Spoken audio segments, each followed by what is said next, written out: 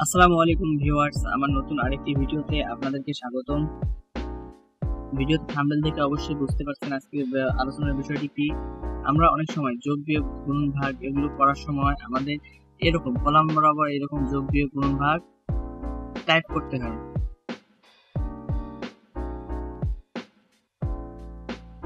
অনেকেই হয়তো জানেন না মাইক্রোসফট ওয়ার্ডে এই সংখ্যাগুলো আপনারা বাংলায় কিভাবে টাইপ করবেন। ইংলিশে টাইপ করা যায় কিন্তু বাংলাতে প্রবলেম হয়। আবার কেউ বাংলাও জানেন না, ইংরেজিতেও জানেন না যে কিভাবে টাইপ করতে হয়।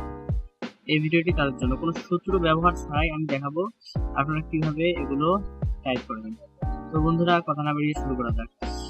এগুলো টাইপ করার জন্য, এইভাবে টেক্সট লেখার জন্য আপনাকে যেটা করতে হবে, মাইক্রোসফট ওয়ার্ড ওপেন করার পর আপনাদেরকে ইনসার্টে যেতে হবে।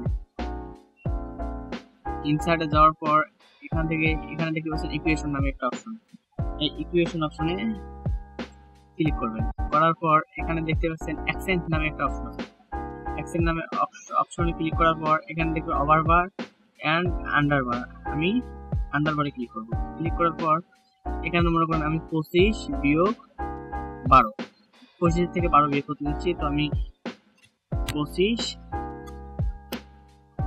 ইন্টার চাপার পরে -12, এখানে মাইনাস আছে, এই যে -12। তো এটা তো ইংলিশে হয়ে গেল। আমি এটা বাংলায় কিভাবে করবো? এখান থেকে একটু সম্পূর্ণ লেখাটা সিলেক্ট করার পর আমি এখান থেকে এই যে নর্মাল টেক্সটে ক্লিক করব, অথবা এখানে ক্লিক করব, শুধু একবার ক্লিক করব। ক্লিক করার পর আমি এখান থেকে হোমে যাব। হোমে যাওয়ার পর এই যে আমি এখান থেকে যে কোনো একটা বাংলা ফন্ট সিলেক্ট করে দেব। লেখাটা বাংলা হয়ে গেল। প্রথম এক্সাম্পলটা যদি আপনাদের বুঝতে অসুবিধা হয়, আমি আরেকটা এক্সাম্পল দেখাইতেছি। তো বন্ধুরা, এরপর আমি এই এক্সাম্পলটা আপনাদেরকে দেখাবো। প্রথমে আমি এটা রিমুভ করে দেই।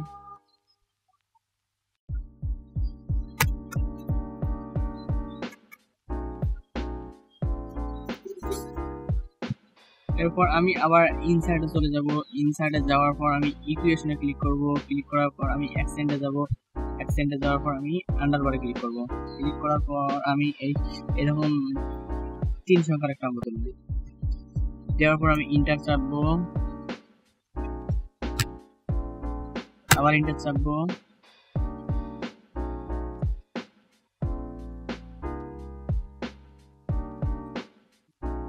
আমি যদি 4 সংখ্যা নিতে চাই, আবার এখানে যোগ চিহ্ন দিয়ে দেব।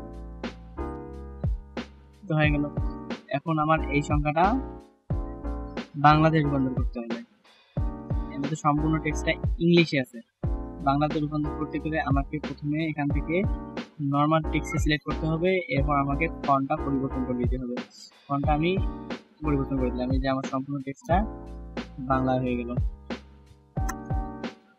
এগুলো আপনার মন মতো করে আপনারা সাজিয়ে নিতে পারবেন।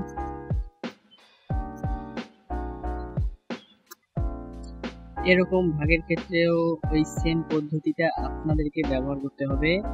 তো আমি একবার দেখাই দেই। এখান থেকে ইকুয়েশনে যেতে হবে, ইনসার্ট থেকে। ইনসার্টে যাওয়ার পর অ্যাকশনে ক্লিক করতে হবে। এখান থেকে এটাতে ক্লিক করতে হবে।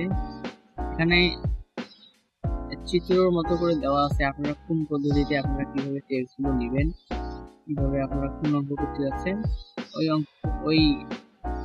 অঙ্ক অনুযায়ী আপনারা এখানে ক্লিক করে নিতে পারবেন।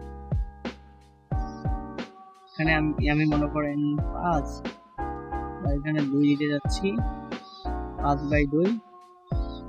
এটা আমি যদি এখন বাংলাতে রূপান্তর করতে চাই, হবে না। এই যে হবে না, আমি বাংলা টেক্সট সিলেক্ট করলাম, হবে না। এটা প্রথমে আমাদেরকে নরমাল টেক্সটে রূপান্তর করতে হবে। নরমাল টেক্সটে এখানে নরমাল টেক্সট অপশনটা নাই। অপশন আনার জন্য অথবা এখান থেকে আমি যদি এখানে একবার ক্লিক করি, নরমাল টেক্সট হয়ে যাবে। অথবা আমরা এখানে যাওয়ার পর এটা সিলেক্ট করে নেওয়ার পর আমরা এই যে এখানে ক্লিক করবো, এই যে নরমাল টেক্সট অপশনটা চলে আসবে। এখান থেকে এখানে ক্লিক করে নরমাল টেক্সট হয়ে যাবে। এখন এখান থেকে আমরা ফন্টটা পরিবর্তন করে দিলে ফন্ট পরিবর্তন হয়ে যাবে। ভিডিওটি ভালো লেগে থাকলে আমার চ্যানেলটি অবশ্যই লাইক, কমেন্ট, সাবস্ক্রাইব করতে ভুলবেন না।